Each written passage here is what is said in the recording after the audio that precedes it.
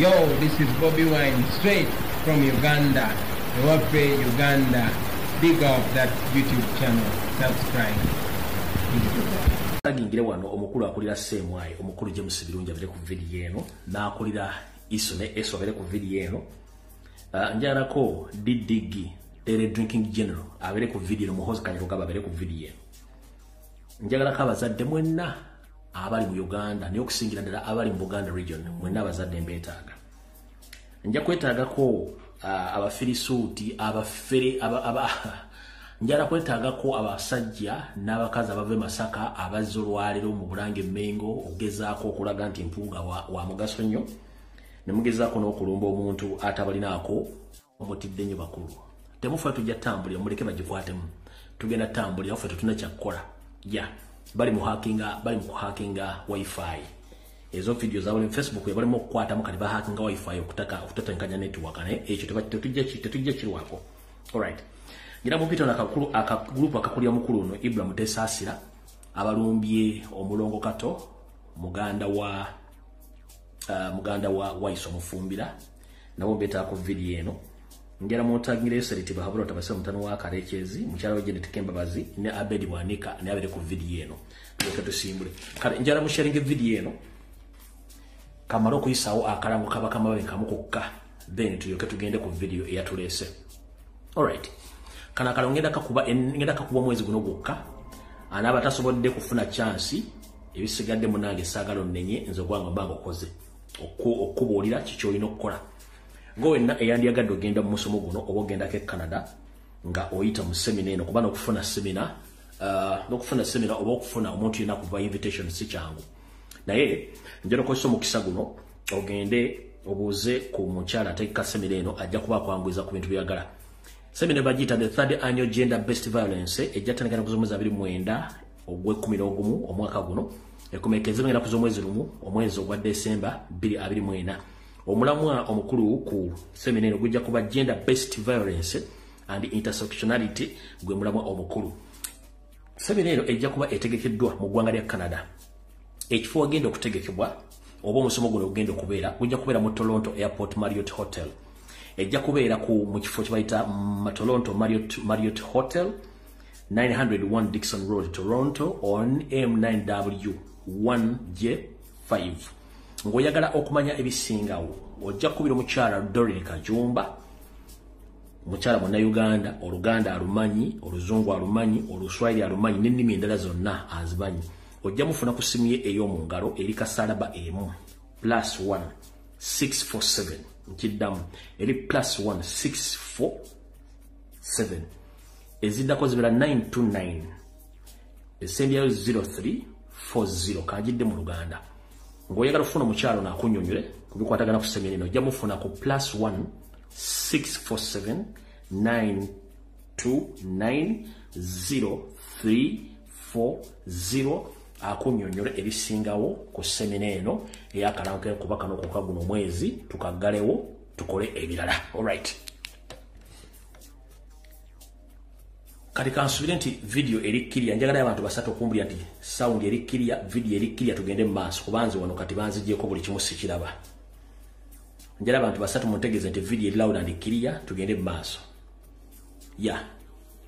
Bagezaako nnyo okukwata mu Wi-Fi yange. Njala muntegeeze video eri loud and clear. Hamza Cheyune clear. Nachanzi Pauline video eri clear. Alright. Kati katusimbule video olwaleero. Mamu n'amanya kyomulimpa. Katutandike n'ekigulano kikyaleero. Njagala kiweereza wasanya Kalukira Peter Mayiga Ssalonga Mulengejja. Ssalonga Mulengejja kansubira nti oli bulungi munnange je waliko gy'otuusaako engalo yafutubbala ku Buganda Mengo. Munnange nno akalowoozo kalero nkakuwadde era okawulize bulungi gwe ne bafere banno abatudde Mengo kankakuweereze kajja kujja otuka bulungi nnyo. Omanyi bagamba nti mbulya gw'oyita naye nkubuulire empisa ze abasajja abali Mengo bonna mukwekaza teri yabakwatira nsawo. Wasanya Kalukira Peter Mayiga otufuukidde akayinja mu ngatto olw'ensonga nti okulaga n'abasajja abafere nga muteekawo program ebitali mu mateeka nga mwagala nsimbi. Ennaku gye buvudde katono ko ekitongole ekiwooza ky'ensimbi kyavaayo ne kigenda tandika okuwooza ensimbi kwezi z'olosoloza mu Baganda Mengo n'ovaayo n'otandika okukaaba mbu ate revenue ensobedde etandise okuyingira emirimu gyange mukulu. Mu nsi zonna ezaakulaakulana kasita obanga osoloza ensimbi okuva mu bantu kitegeeza olina ziwera omusolo naye gwe bakwata ku jjute n'otandika okuwoloba kati n'akaloozo ka leero. Tukooya abantu abali emmenga batayagala kwogerako abafere mu kaloozo ka leero mbuulira gw'oyita naye nkubuulira empisa ze. Okukutana abasajja ababbi era abafere kubanga babakolera ekintu kye ngenda okunyonnyola abantu gye bujjakaawo mu kaloozo ka leero kiwulirize bulungi nnyo. Njala kunnyonnyola bannayuganda ne bannaabaganda mwena bali mu Buganda. Buli muntu adiringa ne mayiga ng'oli Mmengo manya nti Obuganda obuliddemu olukwe.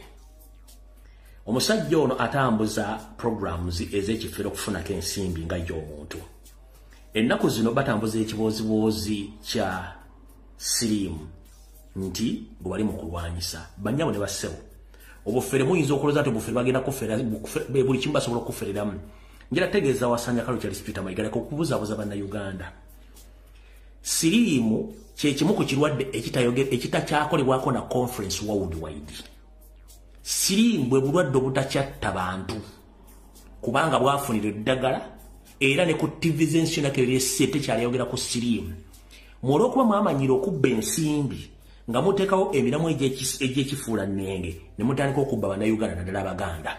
Nkiddamu endwadde kati ezisinga obukyamu mu nsi yonna kuliko endwadde gye bayita ey'omusujja gw'ensiri malaria, kuliko ekirwadde kye bayita kansa, endwadde esembayo obunene ennyo gye mulwanyisa mmwe kennyini nga temwagala nsi egibuukemu ejjanjabwe gye bayita awareness oba obutamanya. Nkiddamu endwadde ziri 3. Kuliko malaria omusujja gw'ensiri, kuliko kansa n'endwadde endala mmwe gye mulwanyisa ereme kubeerawo oba kugivaamu bantu kugivaamu gye bayita awareness obutamanya. Ffe ekyatuleeta ku social media kuno okuzuukusa bannayuganda kubategeeza ensi bw'etambula mmwe mubazza mu katooli okubanyiga baleme kumanya kati kyekirwadde kisinga. Naye siriimu takyali mawulire kuba temukolako na conference tebakyamwogerako mu nsiina kubanga already alina eddagala limuweeza era abantu babeera ne siriimu okuva mu myaka gyonna. Ne mu parliament okumanya bakimanyi nti siriimu takyali mawulire, genda mu kantini za parliament kezibe toilet mulimu obupiira bugali empitawa. Kati goboddawo okubuzaabuza abantu nga bafera ssente mugenda kudduka kuba siriimu. Ekyo ekiboozi kyammwe eky'obufere mukirekeraawo. Tukooye abasajja abafera bali emmengo.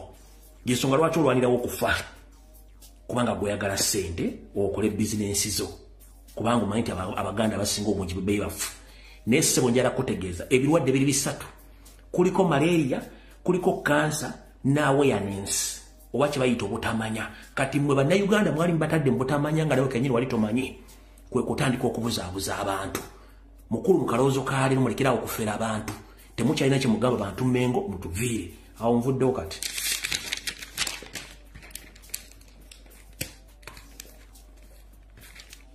Ngenza mu kiggulalo gikyaleero. Ekiggulalo gikyaleero njala kiweereza Bawa Joyce Bagabe Mmanga omukulu Mathias Mpuuga Nsamba olwaliro gwe nnyongeddeko erinnya kwe bayita Honorable Hooligan mwogeddeko erinnya bayita Oweekitiibwa Hooligan Mathias Mpuuga Nsamba. Nkiddamu manyize na dictionary y'amanya njala mumpandikira erinnya lino amanya gano mu comment section yawo. Olwaleero gombadde muyita Mathias Mpuuga Nsamba mwongeddeko erinnya lino ye Oweekitiibwa Hooligan Mathias Mpuuga Nsamba. Mukitegedde bulungi nnyo. Oweekitiibwa Hooligan Mathias Mpuuga Nsamba. Nja kubannyonnyola erinnya Hooligan mulimanyi. Kati ye kennyini Hooligan bulijja kuba Hooligan kati ye kennyini Hooligan olwaleero mubatizza ye Oweekitiibwa Hooligan Mathias Mpuuga Nsamba Bawa Joyce Bagabe Mmanga period. Bakiwedde awo tuvuddewo katugende mu kiggulalo ki nakyo nkiweereza kagurupu ke konna mumpulidde bulungi nnyo era kankisumulule bulungi nnyo ensi ekiwulire. Mbatumeddeko mwenna abanyumirwa ekiggulalo gy'okwetoola ensi yonna kansuubira nti muli bulungi. Bulijjo mbanyumiza wano ne mbagamba nti wandikola ekintu okulumya omuntu wattu n'owunzika ng'oyambye muyambe ekkiriza. gw'osuubira okuba nti ogenda mulumya ate watta owunzika oyambe muyambe omuyamba otya mu kiggula lukikyaleero botyo emyaka gibadde giweredde ddala nga gigenda okukoonoka 3.5 nga nzija mpalabana n'abasajja bano abafutubadde mu kye tuyita parallel state. Ayina essimu eya buyonjo genda kugolla Moses otekemu ekigambo kye bayita parallel state. Parallel ennyukuta z'olina oteekamu ekigambo what is a parallel state. Parallel kibeera P-A-R-A-L-L-E-L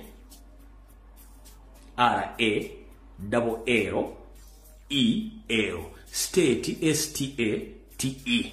Bw'okiteekamu kigenda kunnyonnyola kyengenda okubanyonnyola olwale mu kitegeere bulungi nnyo naye nga tukyali mu kiggula lungi kyentandika obutandisi mumpulirize mumbeezeke ku matu gammwe.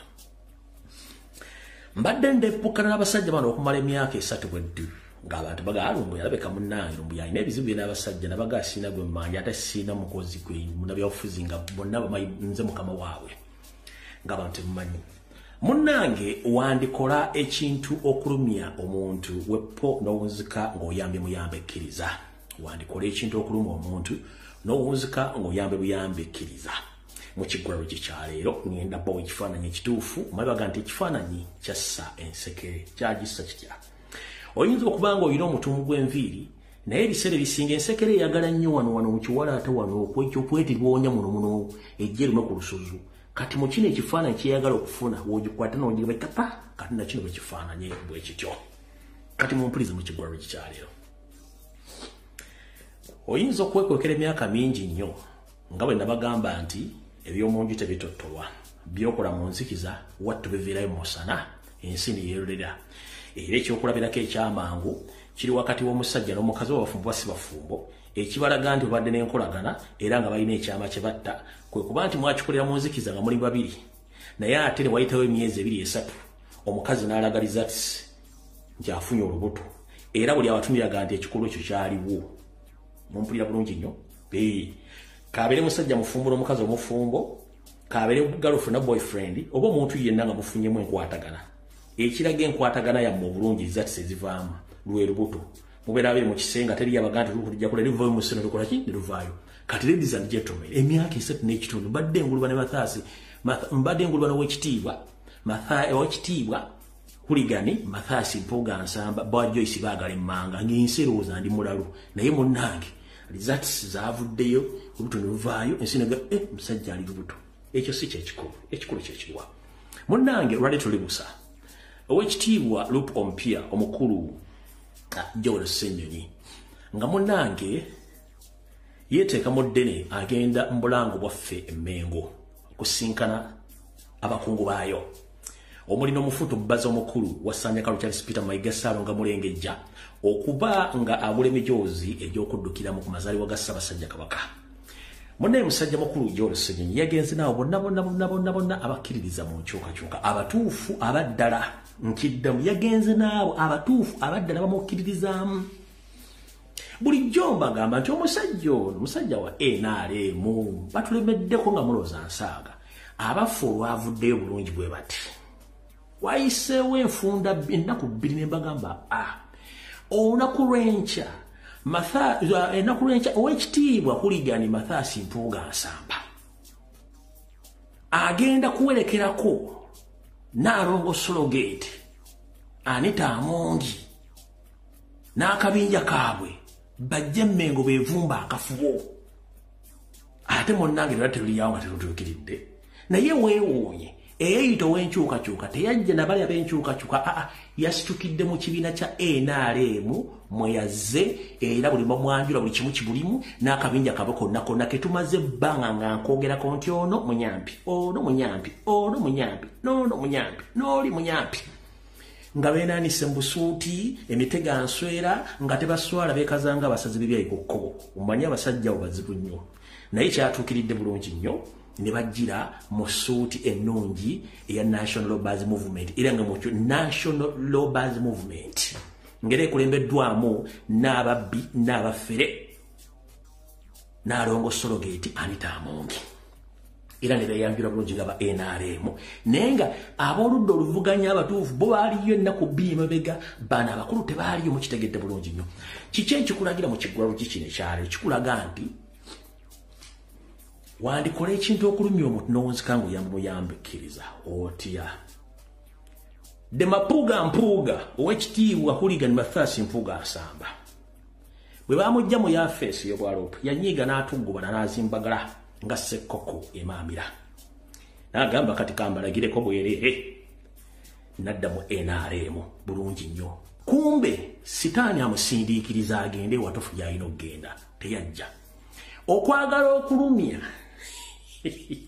ekibiina kya National Platform n'okulumya abakulembeze ba National Platform n'abawagizi ate si yakulembedde aba NRM baleete Mmengo nga naye kennyini mwali n'akabinja kennyini batugende bonna banyampi kati okwagala okulumya yejjiddeyo ddala bulungi nnyo obwenyi neyeyanika bulungi nnyo nti bulijjo wa NRM era Haga mwazirabye Simailo mwazirabye buli kimu akirabye naye ekikulu ekiri mu byonna mu kiggulalo gye kyaleero eryokanga neetonna ne tulaba ensisira bwe zenkana emyoyo wandiyagala okukola ekintu okulumya omuntu n'owunzika ng'oyambe muyambe ekkiriza bwe yagaana okujja mu opposition entuufu nga Joel Ssennyonyi azze n'alowooza nti ye bw'anaakola kino agenda tulumya kumbe agenda kweyanika misana ng'enseeraba ekyokulabirako kyekiruwa ekivuunulwa omwami ono bwe bamaze okweyanika nga n'abatulege amaze obbaanika nti ba NRM batudde mu miti baga nti tweyiye amanda mu mbugo tukoze tutya okugjawo ekintu kino de Mapuuga owekitiibwa Hooligan Mathias Mpuuga kwe kutaayaya n'anoonya buli wamu wagenda okujja abantu abatonotono bajje enkeero lwaleero bateekewo ekintu ekyefaanaaganyiriza nti abantu b'emukungwe nabo mu constituency y'ono munne omulala Sseggona mbu nabo bazze kugula t-shirt za misinde okubikkiriza kiri nabagamba nti omusazi w'ebyayi ku kkubo bw'omukanga ebiseera ebisinga tayinza kubikka byayi byabasaze kati bano bafuye okulaba nga babikka ku byebyo basaze obere nga bali bamaze tusalira ddala basimbaso egganga walisalidde ebyayi beeyambudde kati ekyabaleese wano babadde babika ku kiri ekyeba expose nze ntolodde nti ensi yategedde nti wa NRM mukyalina kyemubuuza kyembagambye nti wandikola ekintu okwagala okulumya omuntu n'owunzika ng'oyambe muyambe ekkiriza kyekibadde ekiggulalo gikyaleero vidiyo egenda kutandika tutandikiddewa ka tutandikire wano buno obubaka bukulu nnyo era kambwogere nga ndi mukkakkamu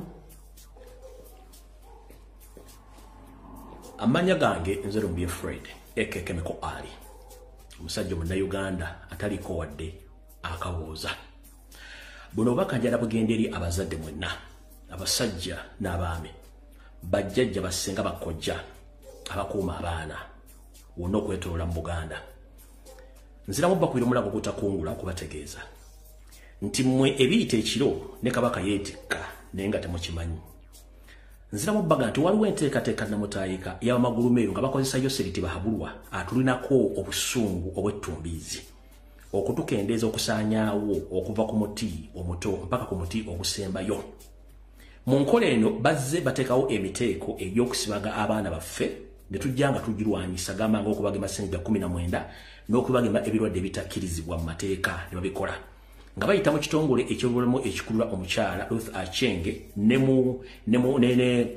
n'omukyala gubayita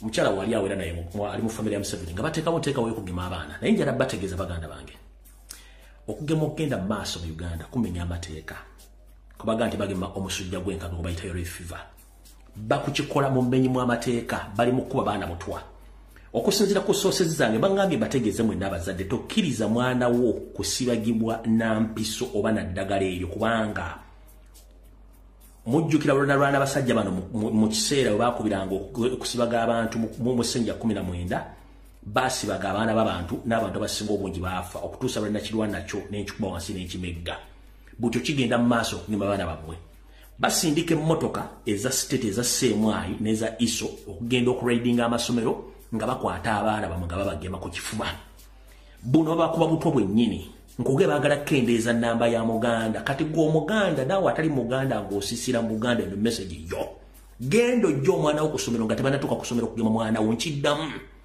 gendo jjeyo omwana wo nga tebannamugema oba ali mu kisulo oba ali mudde okuzaala omwana oyo si kyangu abasajja musipendinga ssente mu kwana abakazi abasajja mumala amaanyi nga mwefulukuta okufunisa abakazi embuto mumala ensimbi okuza abaana abo bwe kiri ne kubakyala mwetika embuto ne mukuza abaana nga gavumenti bayambyeko omuntu ava eri atya n'atandika okwerijjira ku mwana wo atandika omusibaga ate bw'anaalwala tagenda kuyambako nga kyamukubye butwa maama taata senga kojja muganda yakugamba tokkiriza mwana wo musibaga eno nteekateeka namutayiika lwakuba nti babafulumizzaako mu maapu ng'eraga nti bagenda kugema eggwanga lyo n'ekigendera kyakugema abantu bali mu Buganda kendeeza ennamba y'abaana abaganda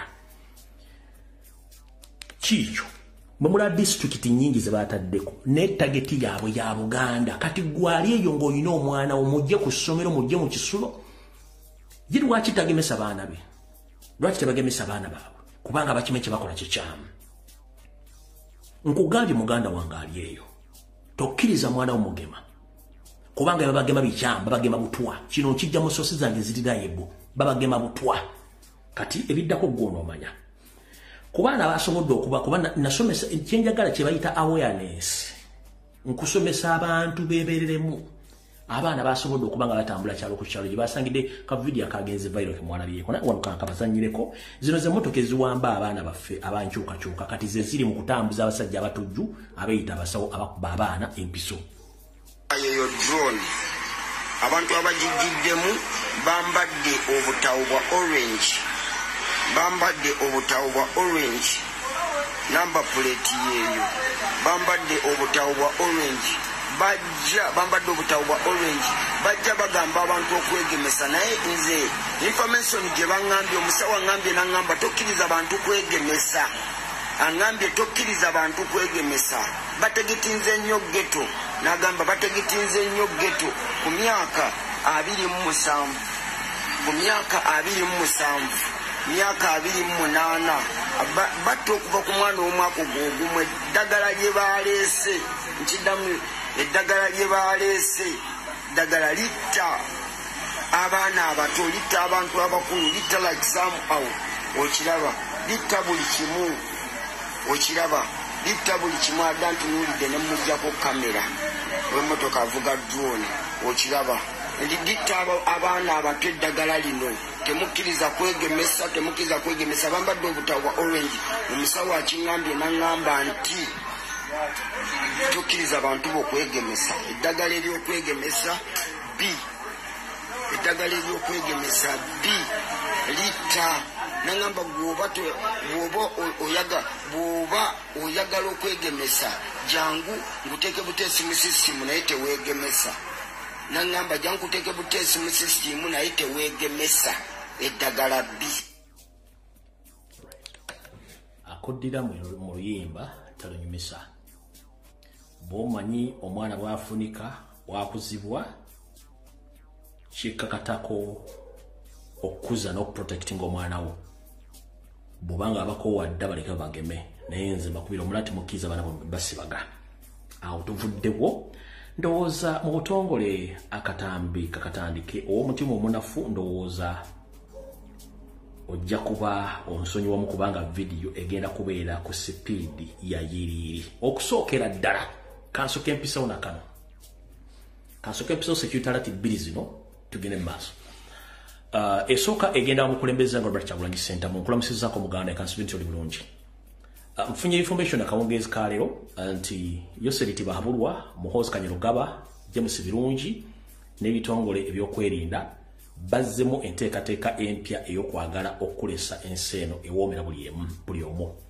kino bagenda kikola batya ebyobutwa bibireka bikyabasobedde ne information tebakyagifuna bulungi kirako ina abantu bwejjaka batakyasobola kutuusa information wa Yoseri bagenda kukozesa okusinziira mu kitabo kye bansomedde bagenda kukozesa system gye bakozesaamu aliko nguli w'omukulembeze w'eggwanga lya America gwe bayita Kennedy gwe bajja mu ngeri y'okumugemera mu kibangirizi nga bagenda kukozesa abasajja abagwira naye emmundu zigenda kubeera za wano bagenda kuba kutambulirako so bansabye nkutegeeze ku lw'eggwanga n'obwagazi kubanga bano abasajja bo myaka gibaweddeko bw'oba otambula emmotoka yaffe eri etayitamu by'okola era okendeeze ne kukufulumya omutwe oba omubiri gwonna ng'owuubira ku bantu bansabye kugambe ngo kuba olwedde abasajja bagenda okikola we bali bakulondoola era ne program bazimanya woogenda okutambulira kale omukulembeze njagadde okutegeeza nti abasajja baleese mwe balirolere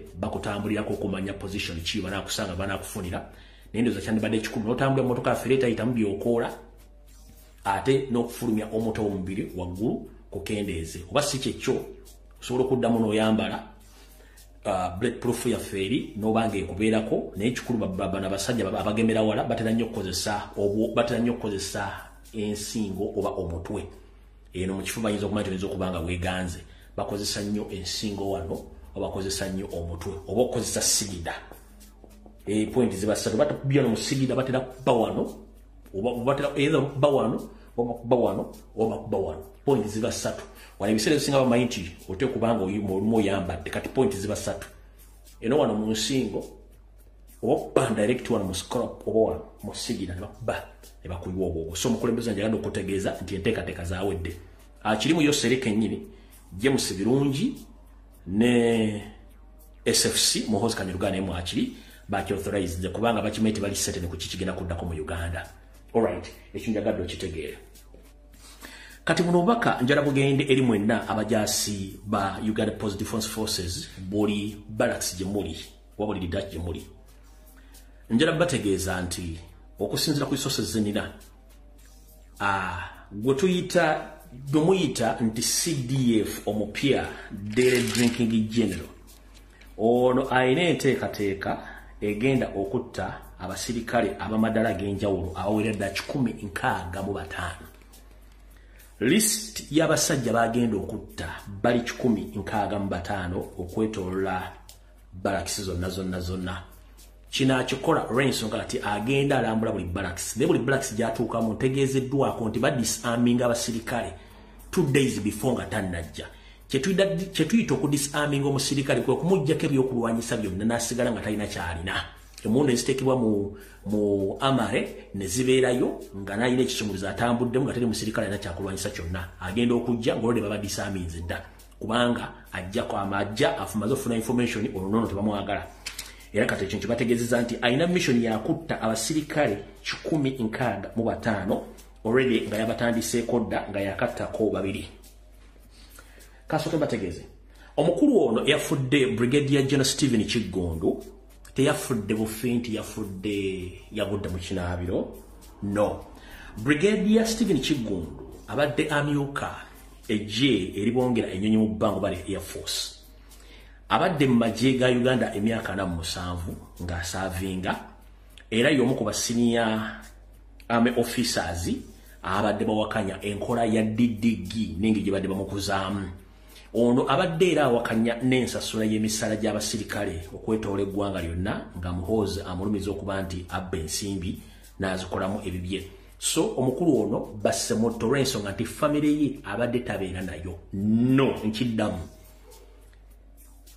Brigadier General Stephen Kiggundu atabeera na famire ye no era kyova olaba nti UPDF yasoose nekola statement yesooka bagenze okulaba nga statement egenda baswaza ne bakyusa statement what bagambye it is with deep sadness and heavy hearts that the Uganda Post Defense Forces inform the public the untimely dismissed of Brigadier General Stephen Kiggundu, Deputy Commander of UPDF Air Force, which occurred in the evening of today, the 31st of March 2024, at his residence in Entebbe. Yabadde tabeera na muntu yenna.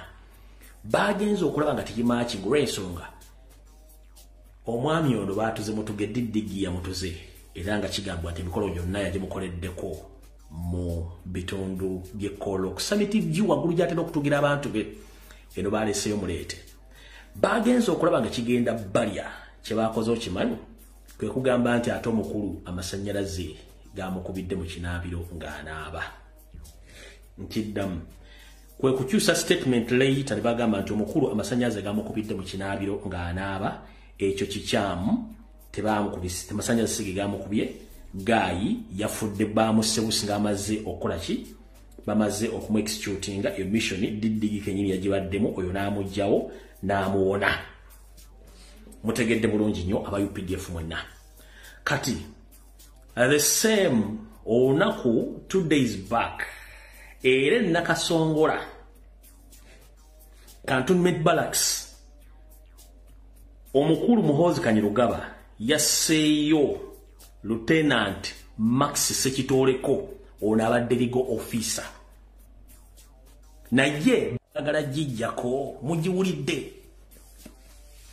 ennyumba nkiddamu era ennaku 2 mabega Muhoozi Kanyirugaba Nakasongola mu Cantonment Barracks yasseeyo Max Sekitoleko musajja muganda ngono abadde legal officer wa UPDF ono yamusatya.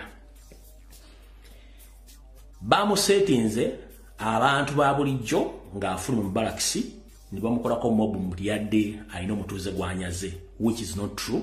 Ono yadde amusetinze. So abasirikale mu UPDF bagenda kufa enfeero. 1 abamu bagenda kufa mob, abalala bagenda kufa butwa, abagenda kufa blood clot, abalala bagenda kufa cardiac arrest. N'abalala bagenda kunyigibwa basalire emisango gya treason olw'obutalina talina bugumiikiriza babase ku firing squad. Zeze engeri gye bagenda okufaamu. Kati mu bbanga lya wiiki emu yakattiramu abantu 2 n'abalala mutajja kutegeera. Kati system gye bagenda okukola abamu tebagenda babikanga, bagenda bayisange eyo baziike nga temutegedde. So yo ye Diddy omupya gwe bayita CDF gy'emirimu gyakola. So ono Brigadier General Kigundu teyafudde mu fino. Basole bayita statement yagudde mu kinaabiro. Bagenze okulaga egenda boss baga nti masanyaze gamukubye. Gwese omukulu Felix Kulaija wera kungamba nti Brigadier General Mulamba ennyumba gy'abaddemu emyaka oluzanabiddemu olunaku lwajjo.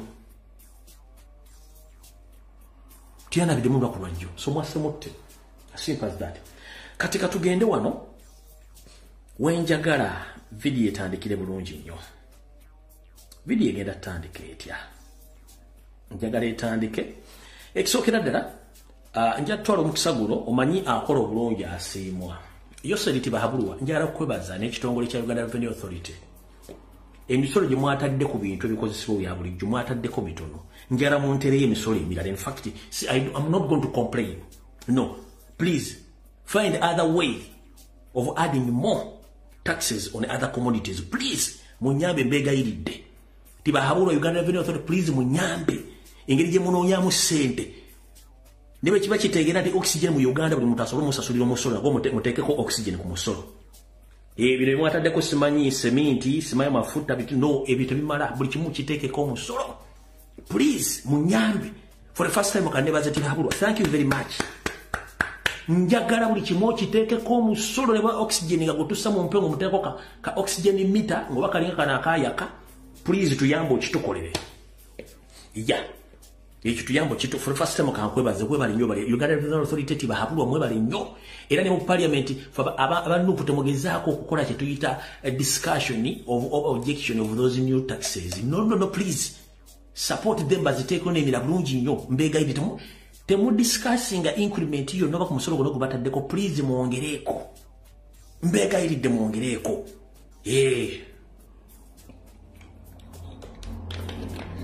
Kabere sabuni muteku mitwalo 10 no problem.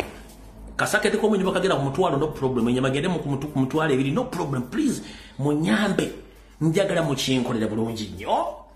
Amaduka oba ne VAT mwongera kati abere ku 30% no problem. Buli kimu tuyambe bambe mutuyambe. Kontene wabende sasula milioni 3.5 egere ku mituko egende ku bukadde 3.5 mutuyambe bulungi nnyo. Babujja mu mutukozo bulungi bwenkande dawo. Bambi. I'm very happy for that. For the first time kankwebaze webali nnyo bali ddala. Jonna giteekeko nga bw'ojagala. Yeah. awo tuvuddewo nalo tuvuddewo bulungi nnyo. Alright, kati tugenzeewa tusookerewa Wampuuga de Mapuuga. Okay, kuko mwangala bwe tusookera Wampuuga de Mapuuga okusookera ddala anjala kusooka okwebaza nnyo Mukulu Kato Waiswa omulongo wa muganda ffe Waiswa Mufumbira.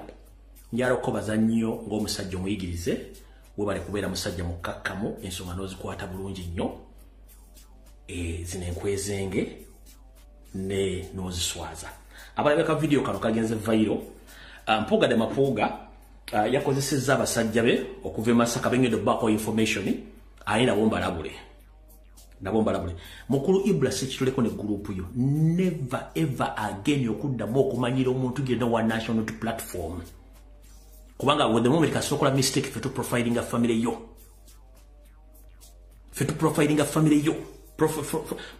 Profile ya family namba nagifunye ddange ndaji exposing on social media tukusibule video bulungi. Abasajja bano bwe bamaze okoyambula nti kati ba NRM ne bataddewo ekikolokolo kibadde Mmengo olwaliro gye basangidde muganda Waiswa Mufumbira ne bagala omutuusaako ne bagala mukuba olwaliro ne badde video.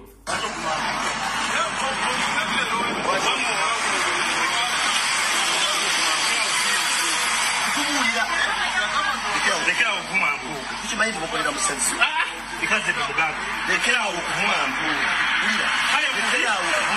Fuga movie. Fuga movie no kato. Mumu sumwira we ono see Waiswa. Ono kato wawa. Ono kato amanyage kabisa. Ono muzina totulimba keko.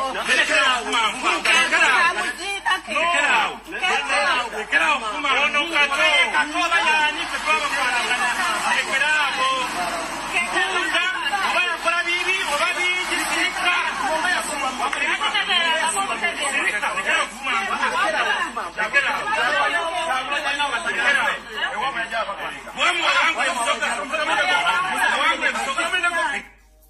Kati omukulu gwe mulabadde yeekalakaasa ennyo bwe bayita Ibrahimu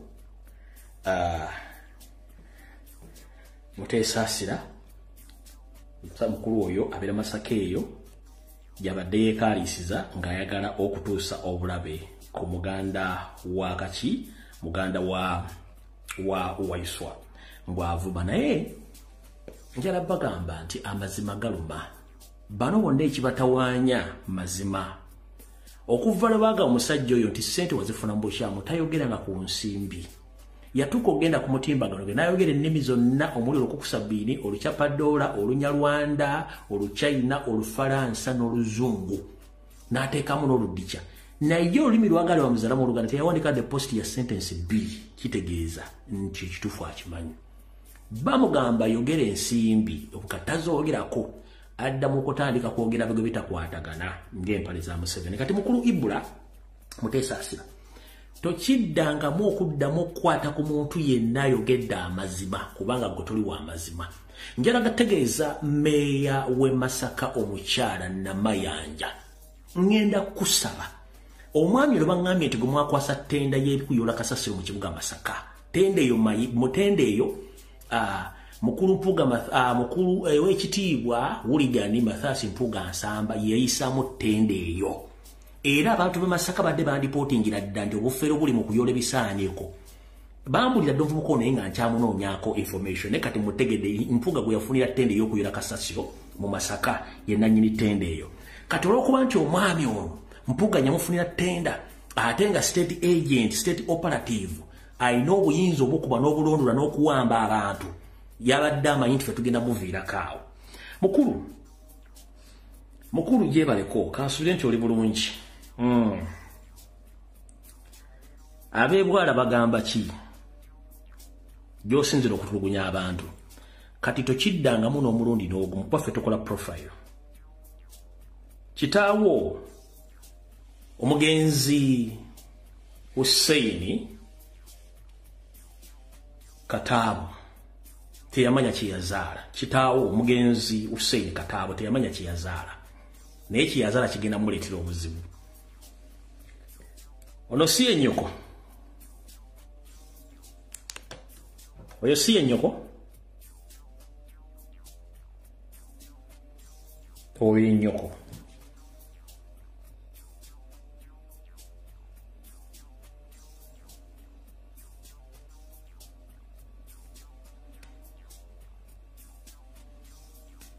Oyo si ye mwannyoko.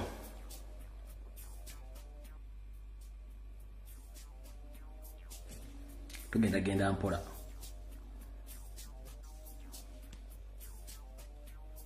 Oyo si ye muwala wo. Oyo si ye muwala wo.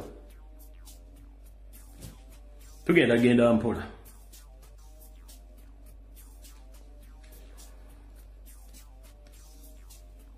Oyo si ye mwannyoko Luyiga Shanita. Oyo si ye mwannyoko Luyiga Shanita. Si oyo. Genda mpola. Genda mpola. Munna genda mpola.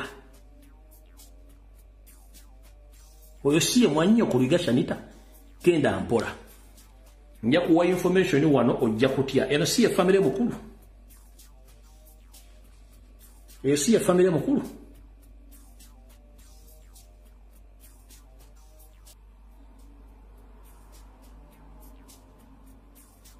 Oyo si ye family yo.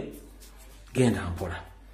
Manyi mujja ne mukola ebintu nga temumanyi abantu basobola bategeera. Neffe twabagamba omutuukira okujjo ffe tujja bategeera bulungi. Oyo si ye mwannyoko.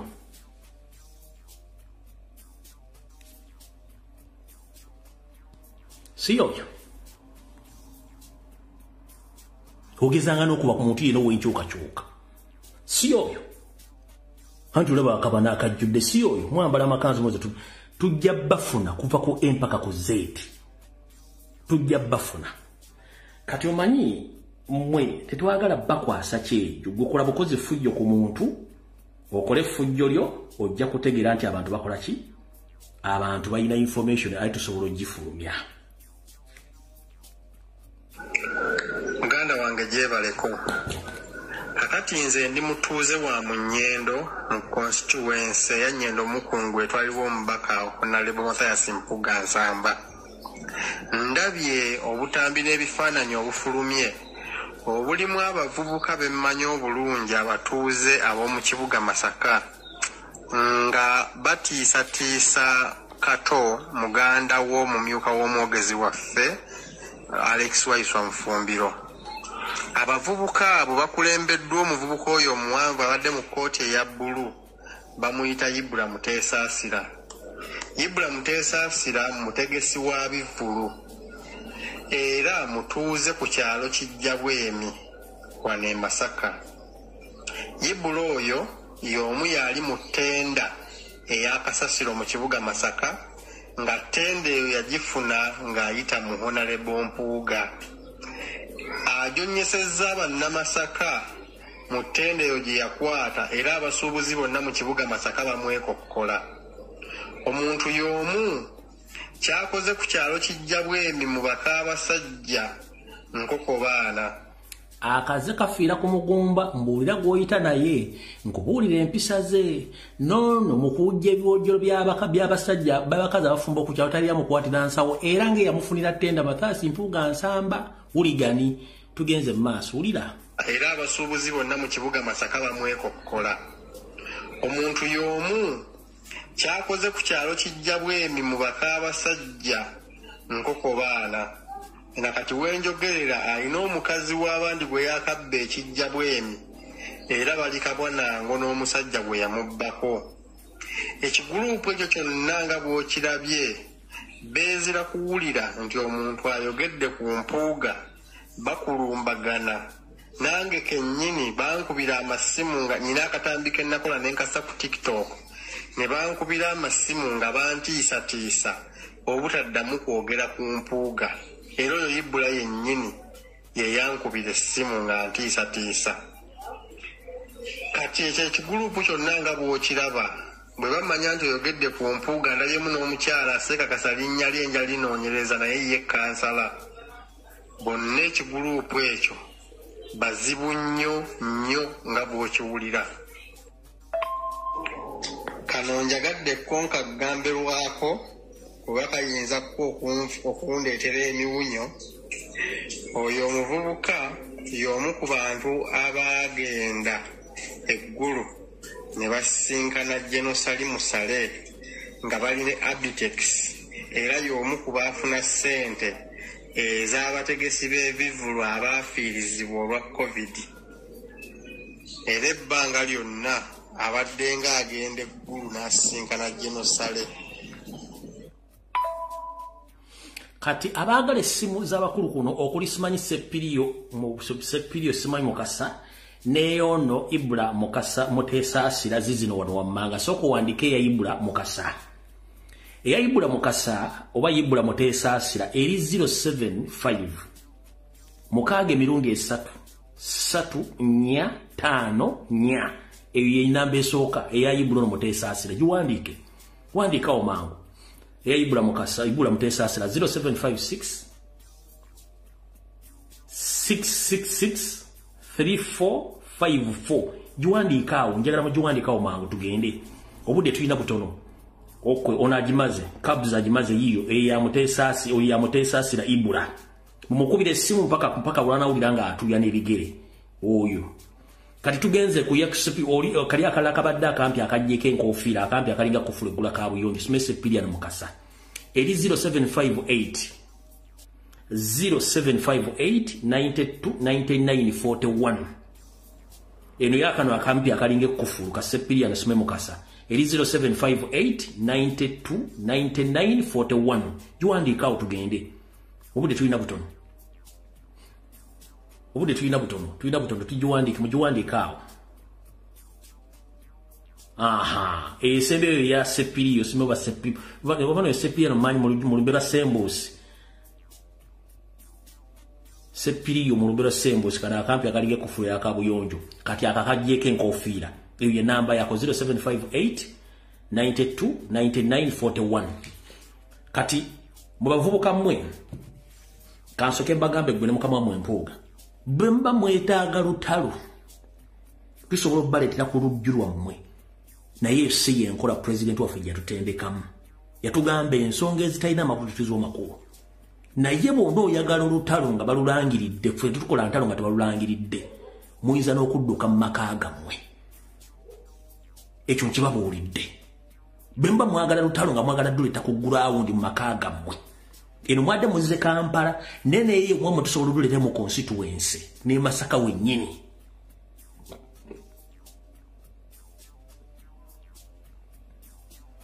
Chengendo bagamba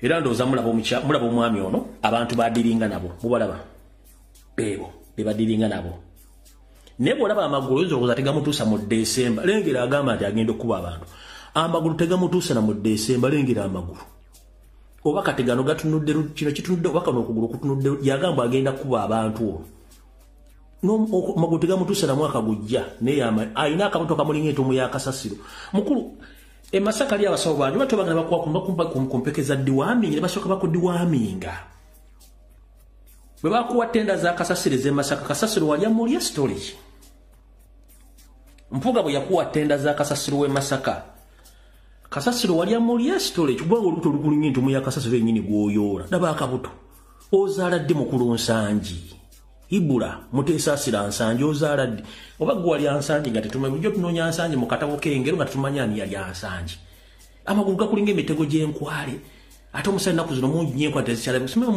gundi mwe awo katuve wamma tugende kubanga gwe sina budde bwo kati kati mukano ka video mugenda kulaba bakazi awo bennyini kuba video nze sina kyennancamula bulungi nnyo kano ka video mwe muli abakazi bano abadde beekyanga abakazi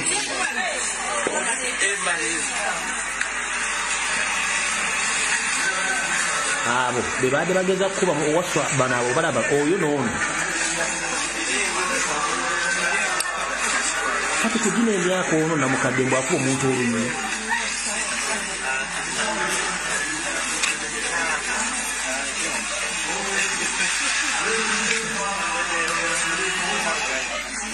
kati beebo nno munnange ade bagezaako okukola effujjo ebifaananyi ebisinga obungi mwabira tetulina budde bwe tugenda bateekako katugende mu maaso kati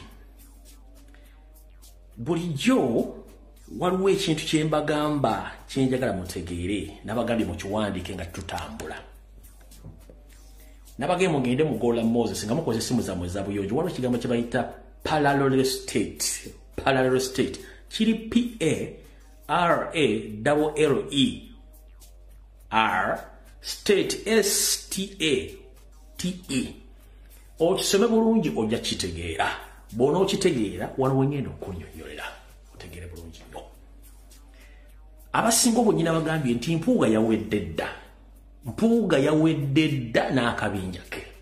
The only obstacle we have in Uganda is called Wasanya Kalori Charles Peter Mayiga Salonga Mulengejja afutubadde Mengo nemwe temwamanya.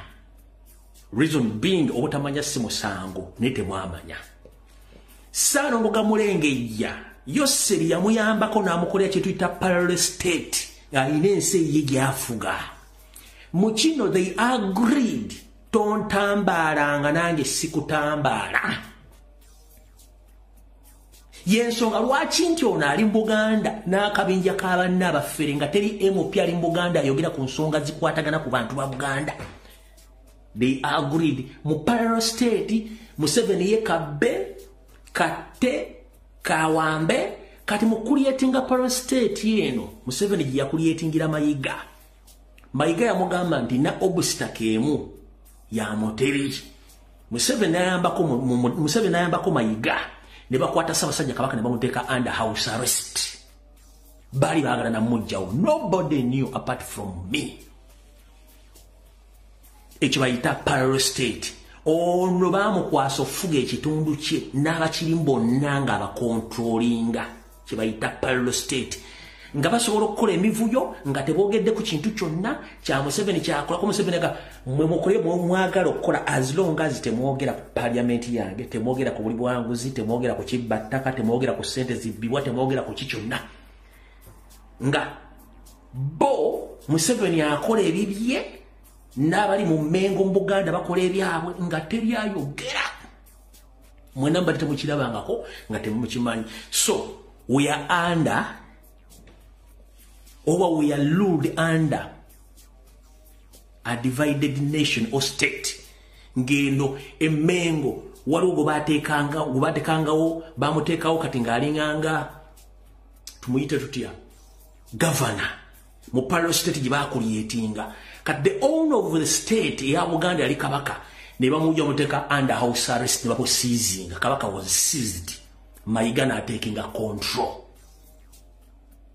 Ekyo mbadde temukimanyi kyobala ngati tuba tumaze ono mpuuga katulina kuddako Mayiga okusevinga Kabaka okusevinga Uganda n'Obuganda.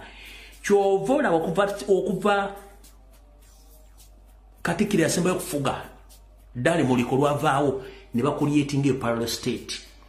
Mengo anda Mayiga mukole bye mwagala mubba amataka musaanye buli kimu nga naffe eno tubba esibizo mu musolo tuwamba tutta teri kwogerako. Kati ye Mayiga omulimu gw'omukulu baguyita deception. Genda mugola Moses otekemu ekigambo kye bayita deception. Kwe kuguza ekintu ng'olowooza kituufu nga si kituufu ng'akusiigira ekifaananyi. Ewa Kabaka weebuli era Ssaabasajja Kabaka alamula tudduka emisinde naye nga Kabaka kati niye yanyiiga atandise okuva mu events zimu takyagala zijjamu okulaga public nti waliwo ekiriwo ekitambula. Gwe genda mugola Moses ekimu kye bayita parallel state ojja kakasa. Ensonga yino wano mwenna mwalabye video ezadde zitambula ku social media naye mulina kye mutaawulidde. Mulina kye mutaawulidde kye njagala muwulire mu kavidiyo kano ke ngenda okuzannya. Nga n'abatulege amaze okujja Mengo mulina kye mutaawulidde. Kamala bazanyira kye mutaawulidde. Mu kavidiyo ke ngenda okuzannya ku bintu biri kuliko kye baayogedde.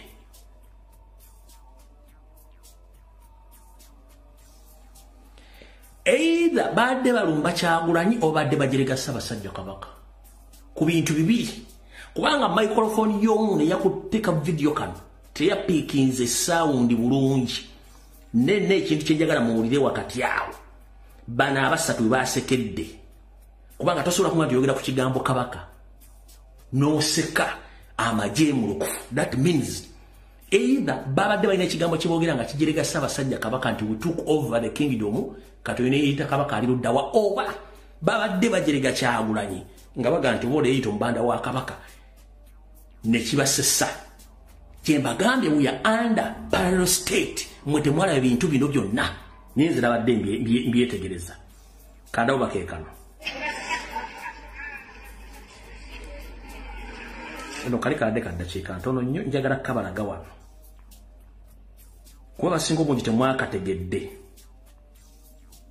Okay, kaakano njagala mukawulirize bulungi kamaleyo volume mugenda kulyamu ekigambo kibayogedde kabaka ne batumbuka ne baseka. Obakeekano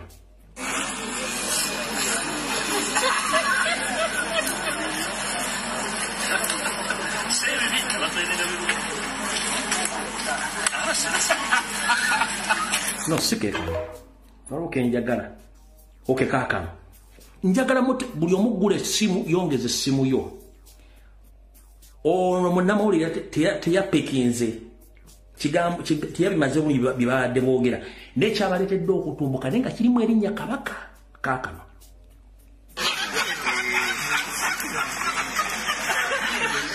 lindako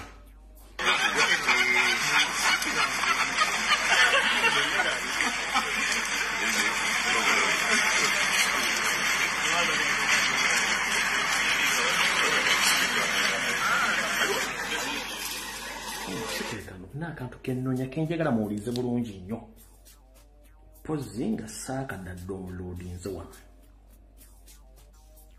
kenjagala muwulire.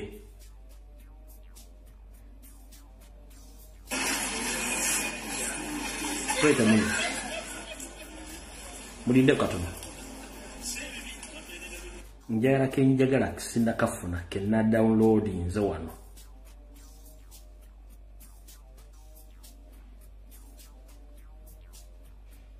Toza kanza nye kano kayinza okuba kalimu kano oba I'm not sure nze nakatadde mu gundi ndala. Let me see bakeko.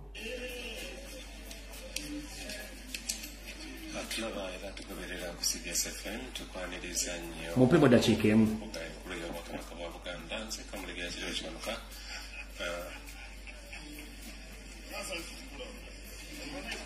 Mulinde katono nnyo. 1 minute. Aha. All right, kaakano njagala muwulirize bulungi nnyo ewantu wano. Oyo nga zze wulira bulungi nnyo. Wulira awo.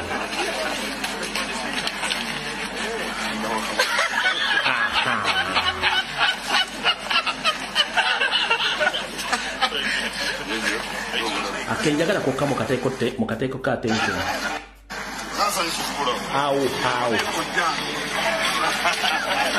Awo webagatidde emitwe.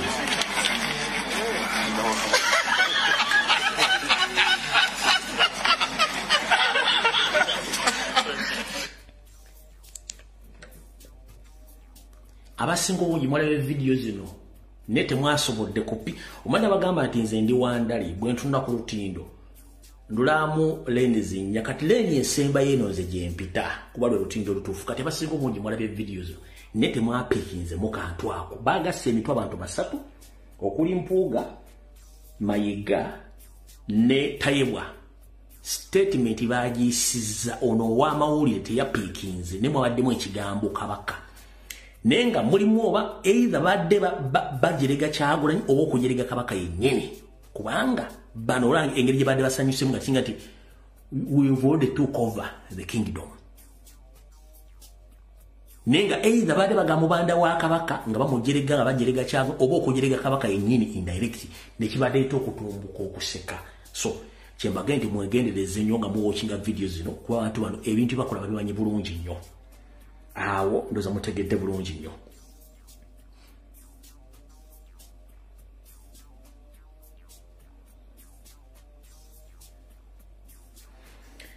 Akala ke mutategedde bulungi kankabanyonyolako mukategeere tulyoke tusimbula tugende mu kitabo kuba information tulina nnyingi nnyo. Omukyalo ono yabadde nga ayogera jjo yagambye we shall continue supporting Buganda because we are NRM. We don't care how much we spend. We don't care who's going to edit to fire again to kubara agenda kukola ki. For us, we are here to support. Naye kamalo kabazanyira mbawe ebyange. Uli abuya yogende. And for us, we are going to support unconditionally. Those who want to talk can go and talk. Those who want to audit whatever we give out, that is their business. We are going to support you unconditionally. For the good of this government, Uganda, of our party, for the good. Video bagezaako nnyo gikwatamu kankaddemu kawulire. And for us, we are going to support unconditionally. Those who want to talk can go and talk. Those who want to audit whatever we give out, that is their business. We are going to support you unconditionally for the good of this government, Uganda. And you know, for us, we all know, we all have where we come from. We come from NRM. I come from NRM. We come from NRM. And whatever we do for the good of our party, for the good. Omukyala kubayita Anita Amongi, Speaker of Parliament, ng'ayogera kubanga bamulese bonna ba NRM. Kati kangatteko nakana akamu Museveni kennyini ng'ayogera ebigambo bino. Hulira. And this is what we have told these traditional leaders. In the CA, they brought all those. Federo, I don't know what. We said no. Yes, you can come back as traditional leaders, but no powers of administration, no powers of legislation, no powers of taxation. This is what NRM told those people. But right. So, wano wenyingiriramu okubanyonyera mu kitegere kintu tekisokera ddala. Buganda yagibwako okusoloza emisolo. Kitegeeza teyingiza nsimbi. Buganda yagibwako okweyingiza mu kulonda abakulembeze n'okwenyigira by'obufuzi. Uganda oba Buganda yagibwako n'ebintu byayo. Kati eno yendowooza yange ku nsonga ekisokera ddala. Mukulu Charles Peter Mayiga Ssalonga Mulengejja Wasaanya n'abakutembeeta mu parallel state Museveni gye yakucreatingira. I'm here to inform you. Buganda ye yasooka Uganda okubeerawo era Buganda erina buli kimu ekyetaagiso gifulensi. Nagamba buli abantu gy'ojja ensimbi wagaane tubulira abantu gy'ojja ensimbi kubanga bakolera parallel state eyo gy'ofugiramu. Njagala owulize statement eno bulungi gisookera ddala. Buganda tewagirangako gavumenti ya wakati bukyanga Uganda efuna independence. I'm repeating this statement. Buganda obwakabaka bwa Buganda tebuwagirangako gavumenti ya wakati Queen gye yateekawo. No. Eva Buganda ebadde ku opposition nga epozinga ebikolwa ebya gavumenti zibafuutika mu Buganda. Reason being Buganda lyali ggwanga eryetongo ne balitwalako obwetwaze bwayo. Ekisookera ddala buli kintu kyonna ekya administration oba ekyobufuzi bwe kivaamu ensimbi mu Kampala mu Buganda government offices ezitutte byonna bintu bya Buganda yabisaba bagibima. Kitegeeza Buganda erina okudimandinga ebbanga libadde dimandingira nga terina government erina okuopposinga. So gobogamba nti government ya Buganda egenda kola hand in hand ne government ya Museveni ya NRM, that means Buganda butundayo ddabuwa mu NRM. Yeri parallel state jemba gambie kubanga Buganda ever kuva lutafuna independence tebanga komna mukwawo na government ya wakati kubanga bagijjako ebyayo. Gwosobola okunga nti omuntu yakujjako ebintu byosobola okukolagana naye. Omuntu yakunyagako ebintu byosobola okukolagana naye tosobola kukolagana naye nokubeera nga omuopposinga akuwa ebintu bye. So this message go direct to Madam Anita Amongi. Madam Speaker, Thank you very much for your kind words, which you uttered when you visited Bulange Mengo. But I'm here to inform you. Buganda was there before you, and it will after you. You came bragging around that you will work in hand and supporting Buganda. Buganda doesn't need support. Buganda owns billions of money from the central government. I'm repeating this statement. Buganda owns government billions of money because 99% of the properties which are used by the central government belongs to Buganda Kingdom, including where the parliament is right now, including the 2 state houses, the Entebbe and Nakasero, the big universities, all courts of justice, big schools in Kampala. What does your government have? What does your government have in the hand? What do you have? Nothing you have. So, Buganda doesn't need your support.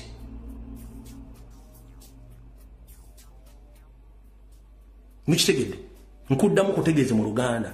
Buganda teyagala buyambi bwammwe. Buganda yeetongodde lyali ggwanga. Buganda egenda kubeerawo, wagisangawo egenda kubeerawo nga naawe ovuddewo. Buganda erina buli kimu ekigyetaagisa kubanga gavumenti yammwe weetudde bonna ebintu byayo ettaka parliament kwetudde lya Buganda, state house zombi Nakasero n'Entebbe ettaka lya Buganda, amalwaliro gonna amakulu gatudde mu Uganda ettaka lya Buganda, amakomera, poliisi, katugambe n'amakooti gonna ettaka lya Buganda, na buli kimu kyonna kya Buganda. Gavumenti yammwe erina terina kyerina kitegeeza nti gavumenti ya Buganda terina kyebeetaaza, yeetaaga bintu byayo. Mwamanya nti singa munajiwa powers z'okusoloza omusolo kitegeeza mugenda kuba temwina kyemujja kubanga Buganda is a source of revenue, contributing 70% ku revenue.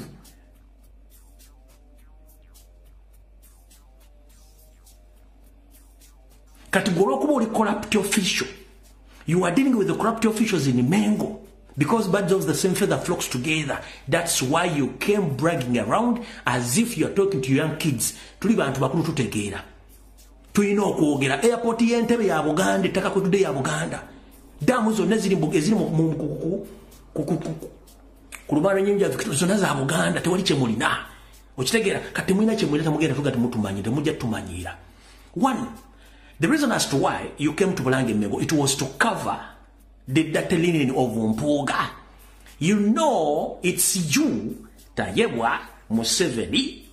You are the big corrupt officials in government in Uganda. So you had to come to defend your corrupt colleague Mpuga because he failed to explain the 500 million shillings. As you failed to explain the per diem which was given you by the parliament, including Tayebwa. You failed to explain, or you failed to give accountability on the per diem you get and the other money which was sent to your staff members in the parliament. So you failed. So you came in Mengo to defend Mpuga. Wazze mu Mengo okubikirira Mpuga kubanga mubbi munnammwe. Gwe na tosobola bukyanga obeera tosobola kwogera ku milioni 5 Mpuga azefuna ate nga gwe speaker parliament. Mpuga kenyini gwe mwasindika agano okusoogera. Mayiga futubadde Mengo tasobola kwogera ku milioni 5 okujjako okudefendinga wano nga adefendinga budefendi. Ekikola kimwakoze kyabadde kujja kulaga Buganda nti you are still with Mpuga kubanga mwenda muli babbi. Lubega mufere mubbi. Mpuga mubbi. Mayiga mufere mubbi. Anita Amonge mubbi. Tayebwa mubbi. Let me tell you, ladies and gentlemen. Buli muntu yabadde mu mukolo ogwazze Mengo nga Anita Amonge mubbi bonna babbi. So omubbi era kulembera mubbi munne. Yisobola kimuze mu baaki n'Empuga. Njagala muwuliriza akasajja kano. Sinakwata mu kitabo munansonyiwa. Njagala muwuliriza akasajja kano.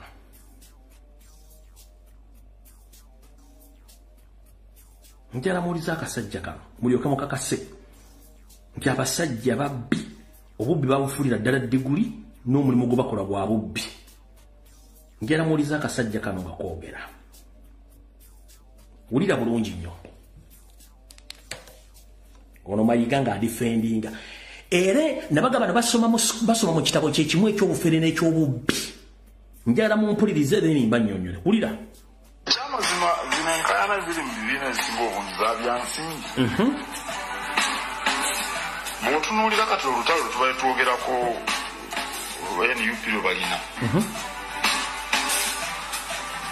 Mathias Mpuuga oba bamuwa akasiimo oba tebaakamuwa si kyekikulu naye ssente z'omuwi w'omusolo mu paalamenti tuzifunamu kyetuteekeddwa abazungu bakiyita value for money ssente ezigenda ku paalamenti ng'essiga kubanga tulina amasiga 3 mu Uganda oba mu nsi tulina essiga efuzi ebayita executive tulina essiga eriteeka amateeka ye parliament tulina n'essiga eddamuzi ge masiga 3 gavumenti etula ku masiga aga 3 kakati ekibuuzo tekyandibadde wulira nti ono yafunye zino yafunye ziri naye ssente ezigenda ku ssiga eriteeka amateeka tuzifunamu kye tuteekeddwa okufuna wulira tunuulira paalamenti yaffe erimu abantu 5 za mwana si 539 paalamenti eya Buyindi erimu ndoza abantu 6 mwana Buyindi erina abantu akawumbi kamu n'obukadde 4 ekitegeeza nti buli bantu kumpi ndoza abantu obukadde oba 4 obw'abantu bwe bukola constituency emu ebuyindi wulira naye kati ffe wano abantu 539 ku bantu obukadde 44 eyo ayagala okwogera ku bino byonna gy'aba atandikira wulira 532 abaka ba paalamenti wulira gyatuvuga district 10 oba 12 tulina district 46 mu Uganda tulina abakiise ababuli kika bakansala kakati ayagala okwogera ddala ebintu by'ekisajja kikulu byalina okubeerako wulira olyokoddeko ensako babaka ba paalamenti ze bafuna zezigwanidde ekyamazima nze singa mbadde kubanga gwogambye nti amalyansimbi gatandikira awo ku bunene bwa paalamenti mu Uganda eno egyo tuba tutandikira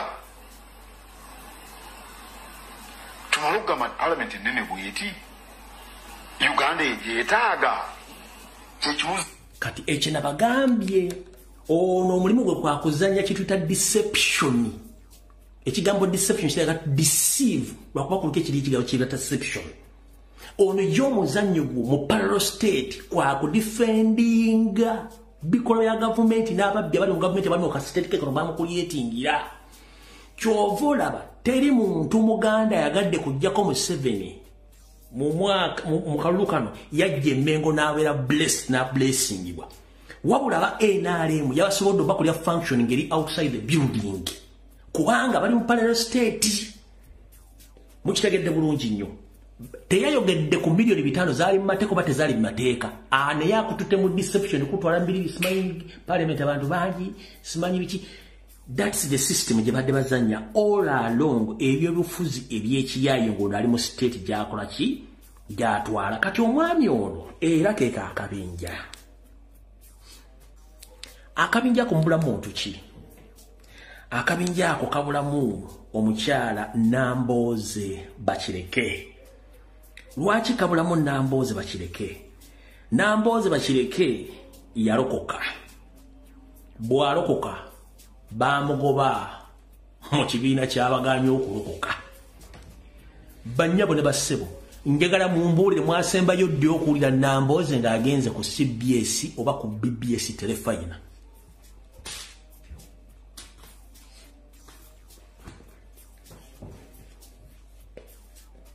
Nambooze bwalokoka mwasembayo ddi omuli ogenda ku CBS oba ku BBS telefayina.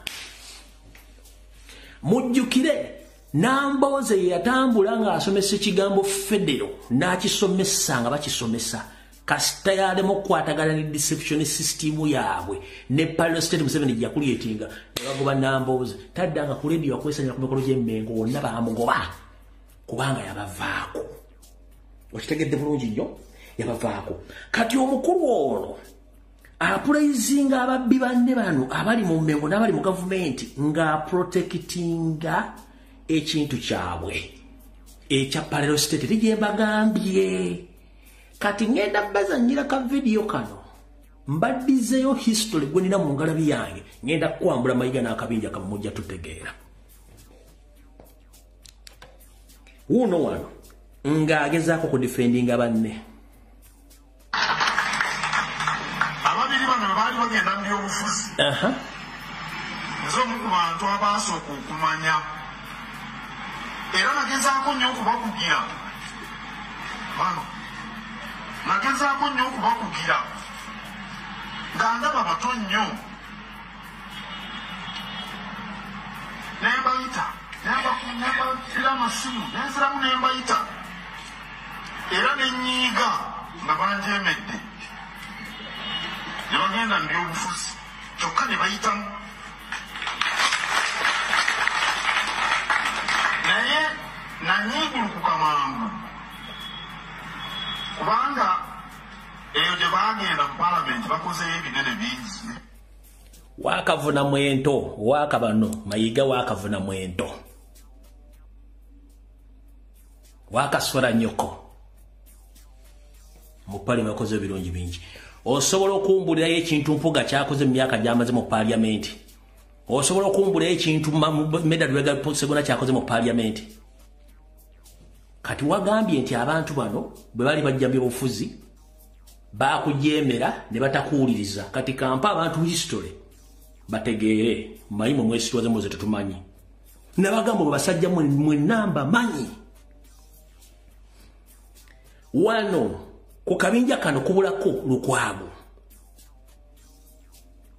Lukwago buli wabaawo incidence y'amaanyi mu ggwanga Lukwago ng'atandika okufuna simanyi cerebral malaria simanyi afunye pancreas biferiseria simanyi afunye stroke simanyi afunye biki simanyi eyetaga energy drink ngadduka mukolaleko Nairobi nga yeetyo ningeyo mulwati buli wabaawo crucial moment mu ggwanga ng'agenda simanyi buto watuse simanyi pressure zaakoze zitya buli wabaawo crucial moment ngadduka kati ono yadduse genda Nairobi musime mulwadde gwe twakutegeera kubanga akumanyi kati mukulu wagambye nti abantu bano bakujeemera bagenda byobufuzi era balina okwebuuzaako ng'omu kati mukulu Mayiga saagala osiruwaze bantu kankuddizeeyo history omutegeere bulungi nnyo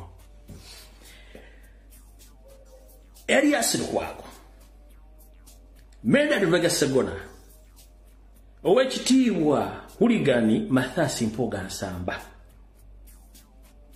bafuka ba politicians mu 2006 okufuka ba politicians mu 2006 wali katikkiro wa Buganda okufuka katikkiro wa Buganda afuka 2013 njagala kubaza mbaze kati mbavuga mbaza livansi liye mabega kubaza bino ebintu bibadde mbimanyi Mayiga Mpuuga Lwega Ssegona Nambooze ne Lukwago bajja mu active politics mu 2006 gofuka katikkiro mu 2013 wabagambira nti bagenda mu politics kubanga nawe you were nothing wali tolina kyoli ngokera ku CBS lwakuta n'okola program obwekifere kati okujjukiza n'okubategeeza tebana abantu mbamanyi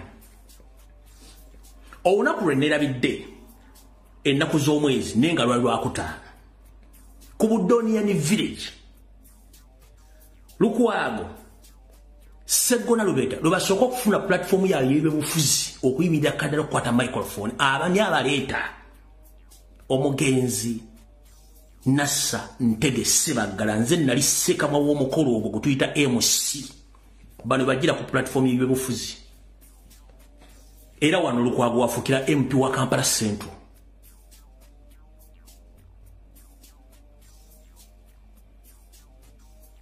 nono Mpuuga wajira muddamu ono Mildred Lubega Sseggona Lukwago Puuga omugenzi Nassantege Ssebaggala yabaleeta niyo olunaku lwebasooka okukwata microphone obwenjogeza okuyingira mu byobufuzi Ssebaggala yabaleeta omukolo ogwo olunaku lwali lwakutaano ku Bodonian Village Mengo Parish Kampala Central nze nali MC Ssebaggala yali abaleese kati gw'ogamba mbu bamanyi nnyo bano bamanyi byo byobufuzi mwasetinga ekintu kyammwe ekyankobaza mbogo kye mwayitamu nawulidde oyogera nawulidde ono Sseggona Lubega ye aveeya wakane nti microphone y'obufuzi tasooka gikwata ku Bodonian kuba namugamba neegendize nja mwabya nze buli gwenga ati abasajja ba DP nja babyamba nkimiini nga nabagamba dda nja babyamba manyi ennaku z'omwezi nalidde ne olunaku lwali lwakutaano ku Bodonian Village Mengo Parish Kampala Central 2016 ne Lukwago kuno kw'oli Nairobi nze nali MC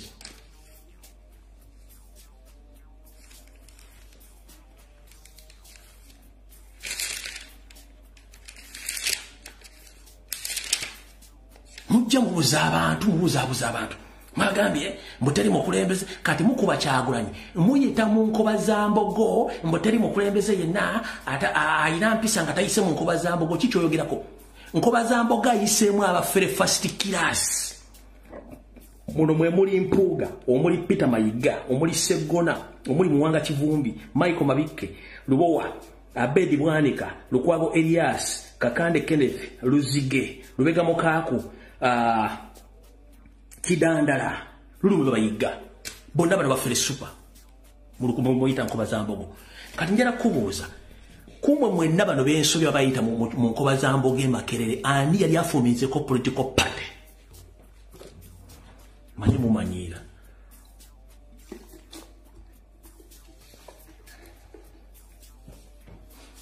kumanya gemmenye mwayimbidde Kazindala Emmengo ne mujja n'ogera esimanyi nkoba za muli mu nkoba za mbizzi si za mbogo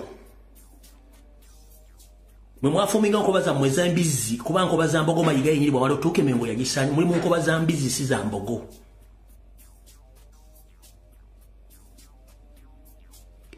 kibiina kyamwe kimalayo enkoba za mbizzi eziri Emmengo ezajja okusanya Buganda si nkoba za mbogo kuba mwagijjawo njagala ombulire yene yayita mu nkoba za mbogo Emmengo obe ng'avudde mu university yonna eri afumize political party Kyagulanyi gwe mumanyiira ayina nuupu yayita mu nkoba za mbogo gwe musinga okwogera Oluzungu oba gwe musinga okumanyika mu nsi yonna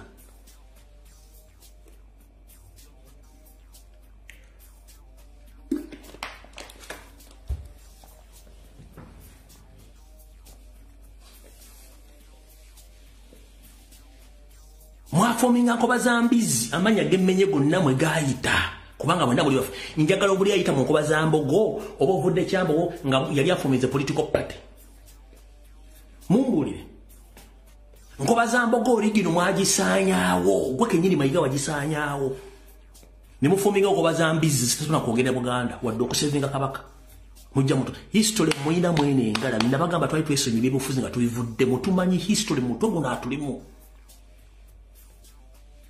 Namboozi yalokoka ina akiddukamu mbabuuziza no maze ebbanga kinene mu Namboozi Emmengo na ku mukolo gwa Buganda kimuga talina Gomesi oba byayogera ku CBS byangu gwako oba ku beauty stars tasobola gendayo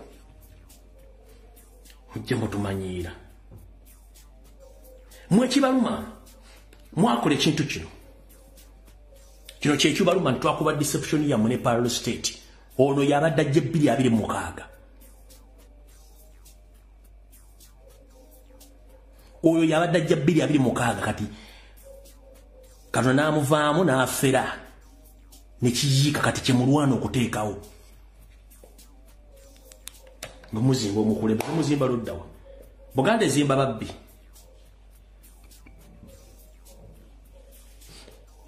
Buganda ezimba ababbi gwe kennyini Mayiga oli mubbi wa bbaluwa gw'ogamba Mathaasi Mpuuga Nsamba mbu Yesu wa byobufuzi Yesu ddi ayina abaana bataano yazaala mu bufumbo obutali buli origino yabaddusa dda bali mu America bagulira dde ennyumba kusereza omuwa omusolo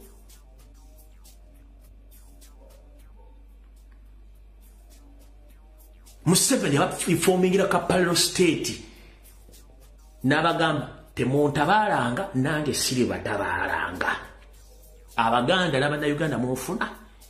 We have a parastate in Uganda, but many it's in Buganda, is located in Buganda, whereby the Kabaka, His Majesty of Buganda, Kabaka Mwenda, was seized or was sealed off from action. So Museveni created a parastate which is governed by Impuga with the use of state funds, so that all politicians who are in Buganda are controlled by IGA. They can't even come out to say anything bad about the government because they're allowed to steal, they're allowed to grab land, they're allowed to do each and everything. And some of those guys, they have their own torture chambers. These guys, they have their own torture chambers, but they have a right to kidnap and to kill anyone.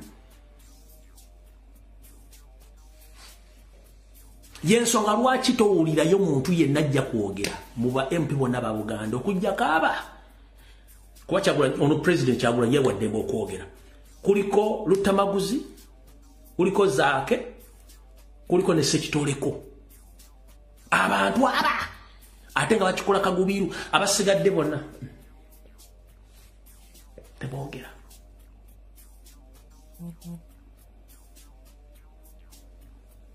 Bwembanga muli baddala nga n'ekittabaana kiri mu Buganda temusobola kyogerako, then kitegeeza temulina mugaso. Katuddeko mu kitabo eri tunaddayo.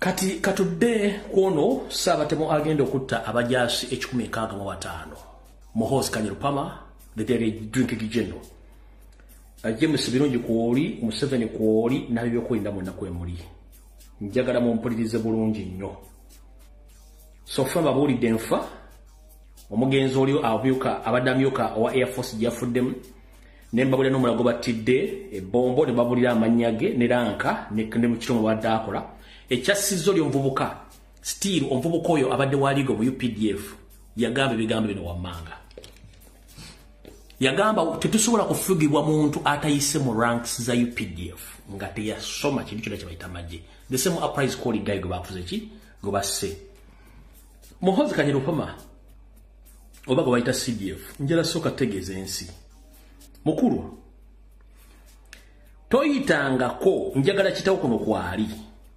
toyitangako mu system gye bayita military promotion board toyitangamu Muhoozi toyitangako mu kye bayita military promotion board toyitangamu era tebakulabangayo. That's why nti abantu bangi bakuwakanya. Muhoozi totulanko bibuuzo bye bayita military promotional exams bye bayita promex abasirikale bonna mmanyi kye bayita promex abafuna ennyoto okweyongera waggulu. Muhoozi tatulanko kye bayita bibuuzo bayita promex tabituulangako. Iyo promex code ya magye bonna abali magye bagimanyi. Muhoozi never sat any promotional exams known as promex anywhere in Uganda tazituulangako. Watuuka otya ku ddala ya general otuko kubanga oli CDF nga tokolanko na training cadet training mu military barracks yonna.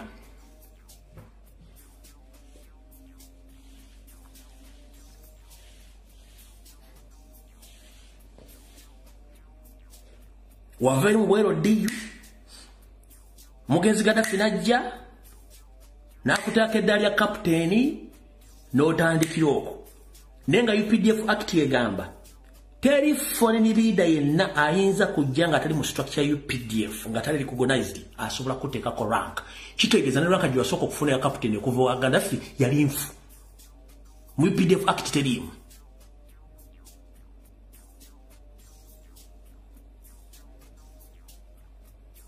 That's why you have a mandate to kill, because you don't think any trained officer or senior officer across the world, they can't allow to assassinate any serving officer without proper trials.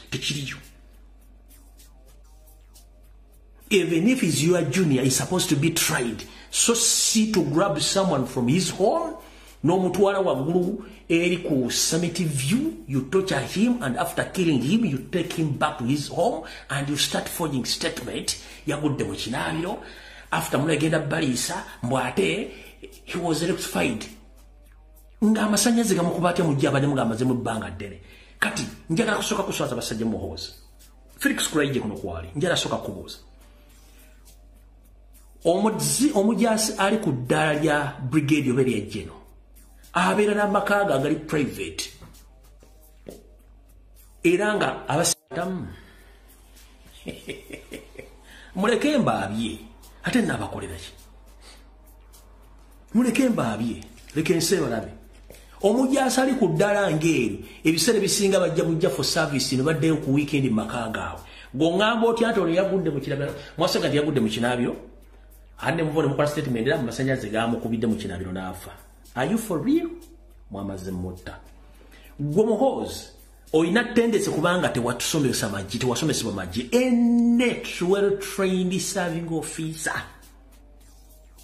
are respecting okuva ku musirikale asooka mpaka kwasembayo waggulu. Era any serving officer aw'ekitiibwa amateeka tasobola kukola anonymous decision n'agamba nti yafe without trial. That is wrong.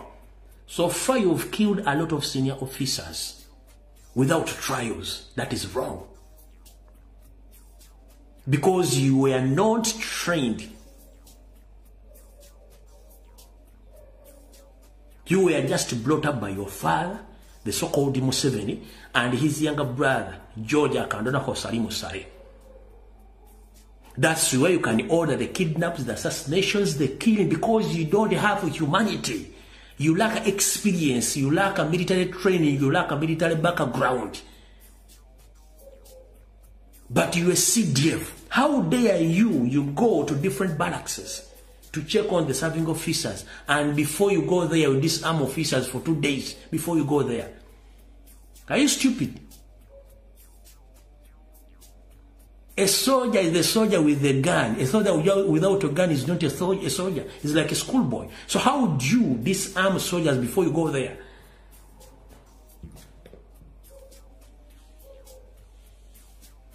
You call yourself a general. Which general? Wafuka CDF. Wagamba somera Sandhurst. Ne kuola ofemo ya Sandhurst tebakuteekako. Wadde abawuza amasomero mu Sandhurst University y'amagye tebakuteekako. Ne watugendera Egypt. More of from Egypt military training tebakuteka kubanga tebakumanyi.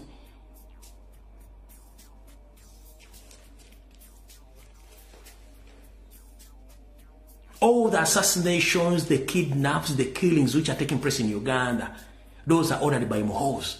Because he lacks experience, he's not exposed. He's like any other spoiled kids which works on order of their father or their parents. It's you.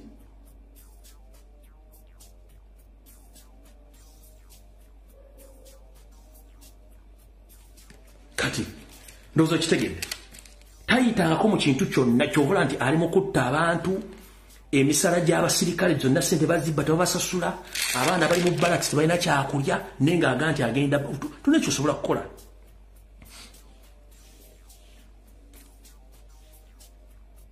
Nobody commissioned you. Because all serving PDF officers are commissioned.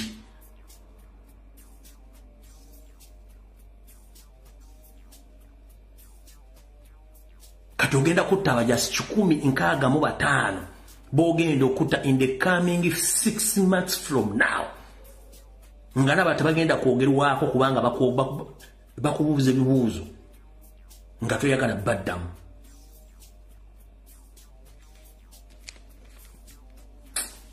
Kibi nnyo.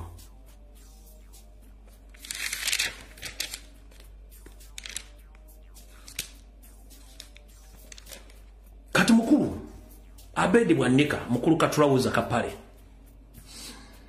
kino njala bannayuganda munfune bulungi mwalaba comrades abali mu struggle njala munfune bulungi tulina ebintu bingi ebitudiverting ebitujja ku nyenjala tukusooka okubebazaako tumutandise okwekengera njala kubazanya batagobedde ekibozibozi kya SB4 mu kiveeko nabagamba SB4 is a state agent ali mu media oba YouTuber is ever creating diversionary YouTube histories zagenda akola ne ekirungi tumwamutegedde oyo mwamutegedde information yagenze bwetyo kati ekirala njagala muleme ku driving wa off from the struggle. One, mpuga de mapuga tumutegedde who is he.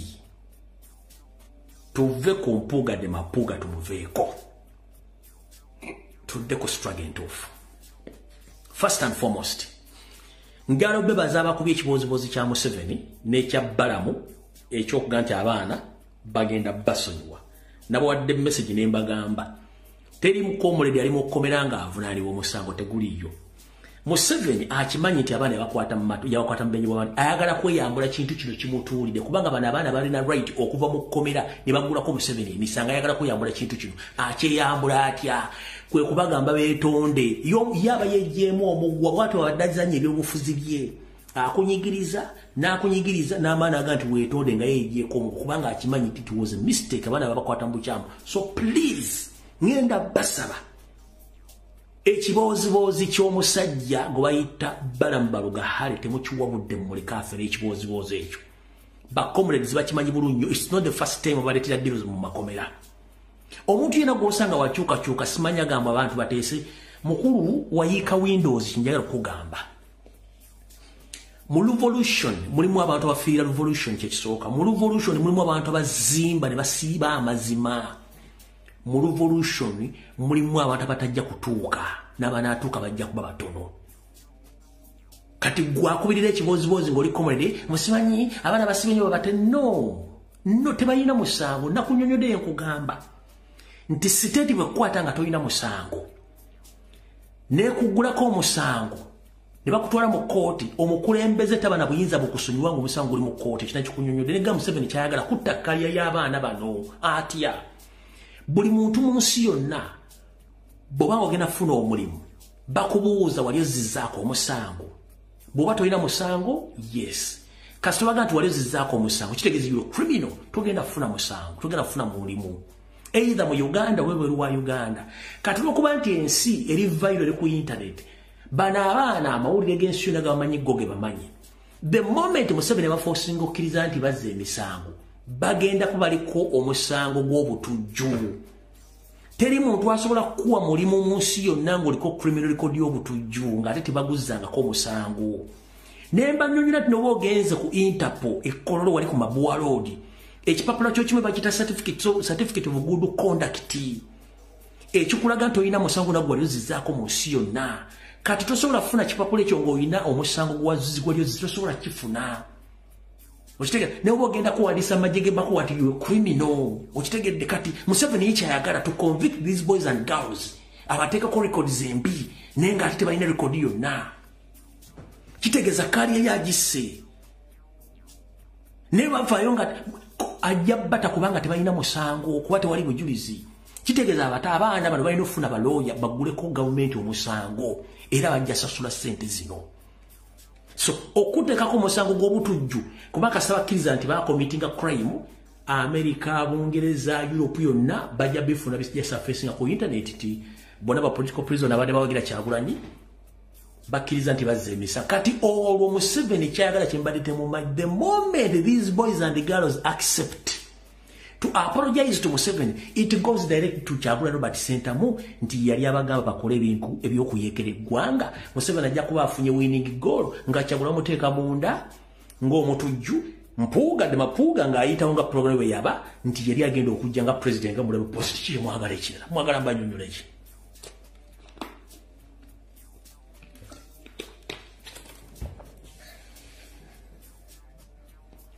Mwagala mbanyonnyola ki. The moment they accept to apologize to Museveni, that means Museveni will return all cases of those boys and girls and they will transfer those cases to Kyagulanyi. bajja kukwata bwe bamuteekeko treason case bamuteeke mu kkomera Mpuuga de Mapuuga Abedi Wanika besimbewo nga Kyagulanyi taliwo. That is their mission. Nzize mbasomesa ebigambo bino naye nga tembitegeera. Oyo gwe bayita Museveni system ye. Kati baleese ono Giant Head bamuyita Giant Head. Saabafere Ebbala mwali mu parliament ayogera oluzungu asindika amanyi alinga yasose mu parliament. I'm here to pursue as Museveni appointed me as a trust person to negotiate with all political prisoners so that they can be released unconditionally after accepting that they were used by Bobi Wine. Gotulabira nandi kigize ku parliament nga kibavuga kinene nnyo. Nakugamba oyagala okumanya omufere omutuufu abantu abasoma marketing basinga obufere. Akuguza ejjiri embaata nti lya ssekoko kubanga gonna gafaanagana size.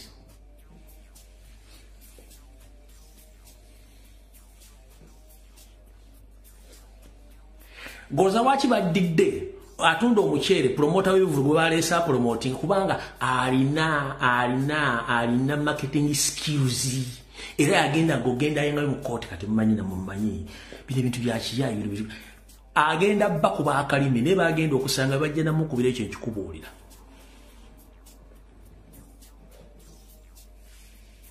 Nekile kituzize kibagamba mbasomere kintu mukimanyi the moment abana baganda bane muntu sonyiwe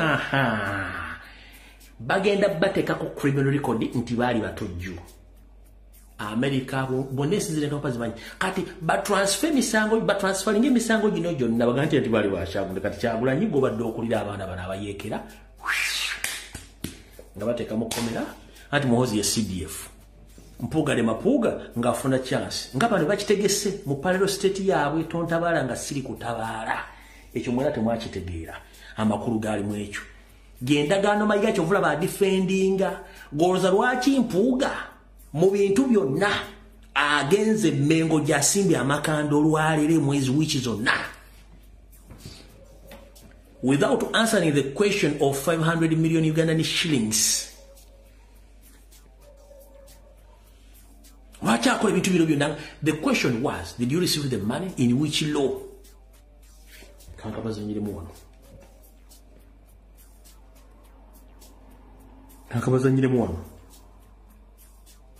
Ekibuzo kyali wafuna sente wazifunya mu teeka ki kyekyo kyokka naye ali mu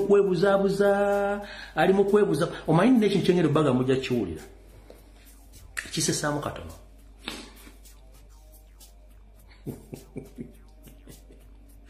Munansonyiwa ngera kibaga naye kisesaamu ekisookera ddala muyinza okuba muli mu nnyumba muli mu restaurant muli mu baasi buli omu assa bulungi nnyo oxygen no problem kuba oxygen doesn't sound bad, doesn't smell, but era buli omu abeera ng'ali ku bibye naye bwe yagala okumanya nti waliwo ekintu kye bayita bad news nga kispreadinga so fast. Let someone gas muntu afuire mu baasi oba ate omukka oxygen akyuka ekyo ne kiwunya nkitambula so fast. So obubbi bwa Mpuuga kati bwasaasaanye busoundinga nnyo kati ababulimu balina obudifendinga nenga normally obubi bwaddewo tumanyi nti gavumenti yebba kati bwe kiddamu opposition nga kizze waffeeno baali bagenda tuteekako nti anti baabwe kyovula nti evaayo abasajja ba NRM ne bajja ne balumiza Kyagulanyi asiba mu America atwala abaana bonna wawona omusajja gonna nga nti Kyagulanyi alinnya first class ya $7 n'abaana be kati bogatta abaana bana ne mukazi we naye nga walinya first class ya $7 nagadde okuyita mu ssimu nkuba ekisajja ekyengolo kubinnyo naye nga sisobola kiri ku national TV kikola Kyagulanyi alinya first class ya $7 nengane ono musajja $7 akamanya akatiketi waliwo first class ya $7. Such people. Bambuze ekibuzo kiri simple.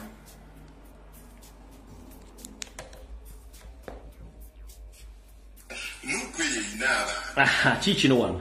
Kati bino bimu ku bisajja ulira. Omusajja alina omutwe gumulinga nuclear bomb. Ali ku CBS bamuleese ayogera ebigambo. Noga wapite mu simu nkikubbe nnyindo njiwe ulira bulungi nnyo ng'ogyeko kubanga ekibiina ng'ekibiina omukulu principal honorable Kyagulanyi ali ku CBS honorable Kyagulanyi mukyala we ne soko otunulira omutwe amagezi agali mu omutwe munene okusi yenna ekintu kyaliko omutwe naye ng'omutwe mukalu temuli kintu kyonna wulira ekisajja ekkulu kankabadde buli nyo mukawulire nukwe yeyina abaana omusajja mukulu ayina n'abaana ekibiina ng'ekibiina omukulu principal honorable Kyagulanyi honorable Kyagulanyi mukyala we Babi Kyagulanyi ne chairman Nyanzi bebannannyini kibiina. Ladies and gentlemen, abakyala n'abaami, constitution ya Nuupu baagijjayo ne baleeta akakiiko akafuzi. Babi taliiko, kale Nyanzi kwali ne Kyagulanyi kwali, niyo nagende ne Babi kwali. Kanka baddiramu kato mukawulire, musajja mukulu alina omutwe alina n'abaana n'abazzukulu ono, alina n'amabeere weewuunye nno. Wulira, alina n'amabeere. Honorable Kyagulanyi. Honorable Kyagulanyi, mukyala we Babi Kyagulanyi ne chairman Nyanzi. Bebannannyini kibiina. Wulira. Bano bonna balubonge y'abaani. Wulira. Sobola bonna bali ku byabwe. Kakati waliwo abalala be bakozesa. Honorable Kyagulanyi. One. Principal. Omukyala Kyagulanyi Babi. Chairman Nyanzi. Kati ojja n'osembezaako Nubiyaniri. Kati waliwo n'abalala be bajja baleeta nga bo omulimu gwabwe kutabula. Muli Edi Mutwe. One. Mulimu Dani Magiki. Two. Mulimu Snow White. Kati. Obulamu bwange esookundi omuntu gwe bayita Snow White simuwulirangako. Mu kibiina kya Nuupu kebere famire ya Kyagulanyi suulirako omuntu gwe bayita Snow White. Naye Uganda otunulira abasajja abakulu nga bakola blackmail, bakola propaganda, bamuwadde airplay, alina omutwe gumulingaga gino emigati gya Buffalo. Ali musti omulimu ekuno nze siwulira omuntu gwe bayita Snow White. Ngenda nkyakatambuza buli nteko. President bakuwulinya era otunyonyere Snow White tumutegeere. Siwulira omuntu gwe bayita Snow White. Abala bonna amanya bakyagamenya ne omuntu kasitana udde Snow White we nagweddemu ag'ekisajja ne ngamba tofudde Mukama Katonda nsijja awo naalina abaana alina omukazi ayinza okubaira n'ennyumba z'abapangisa asomesa ate nze onatege ntalina amagezi kasita omuntu gujjamu wane enkubo nga guzzeemu enkubo z'ennyama wano botonto takyalina mabwongo sibulyako Snow White mu kibiina kya Nuupu Edi Mutwe okubiraako ombuulye Snow White yaani kutabula muri Edi Mutwe mulimu Dani Magiki mulimu Snow White mulimu Dexkatero nkubulireko agamawulire gakolebwa zino rediyo zaffe ne TV zaffe zijja zimenya naye gwe wali weebuuzaako lwaki nze tebampita ku rediyo n'osanga nti rediyo eyogera lulimi lwaffe naye nga buli keera ku makya bakwongera bukonjezi NUP na Kyagulanyi naye tewali mukulembeze mu NUP gwe bawa mukisa kujja kwogera oba nange kennyini kasita nawulidde Snow White ne ngamba atuuka ntya mu studio okusanga kino ekisajja nkikuba enkitte siwulirako omuntu gwe bayita Snow White naye ng'oyo omusajja ayogedde ebigambo ye atambudde agenze wabula ekyalina okwogera n'akyogera n'agenda mbu Snow White Yesu Kristo bino tebasobola byogerako sente ezo zebabawa ez'ekibiina zaalagawa n'atagendera butereevu ku kibuuzo n'owulira ng'atandise naye yanze nnyo ekibuuzo ekyo bwana Mmedi lwaki oba oyanze ekibuuzo get straight to the answer. The listeners want to know exactly what did that money do? How was that money used? What did that money go for? Njagala njagala obulira abawuliriza CBS sente ezo bwe zaabaweebwa zaakola ki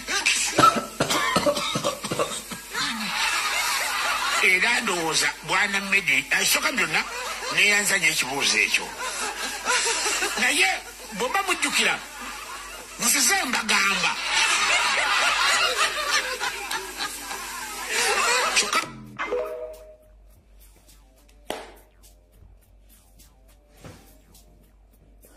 bannange mukama bankubire n'atava ku mulungi afaawoza tusinkane ku Lwokutaano naye ndoza mutegedde tubasomeseza mutegedde Museveni wabadde atambuza ebyobufuzi abantu bataddemu ne mulowooze ku kya parole state okutaasa kabaka nabaga omusajja asigadde kati ye Mayiga okujjawo ye state sikeeri emmengo kano baakawa gavumenti yaako ne bafere banne baako bali awo kyobula teboogera ku kintu kyonna babuziza Mpuuga ku TV ku radio ne ku CNN ne ku BBC tayogera ku kigawo kya million mukama bankuumire mweraba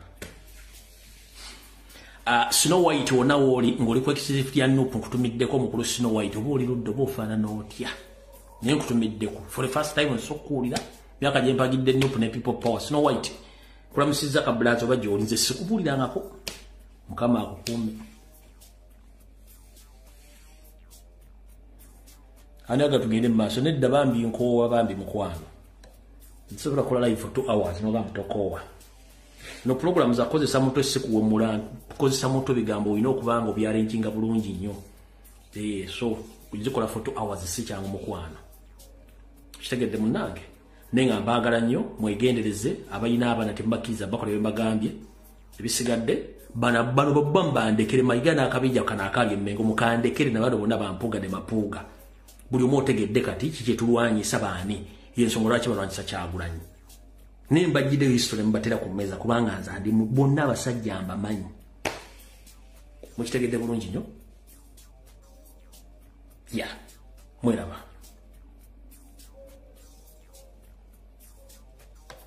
Yo, this is Bobby Wine straight from Uganda. Ewaffe Uganda. Big up that YouTube channel. Subscribe.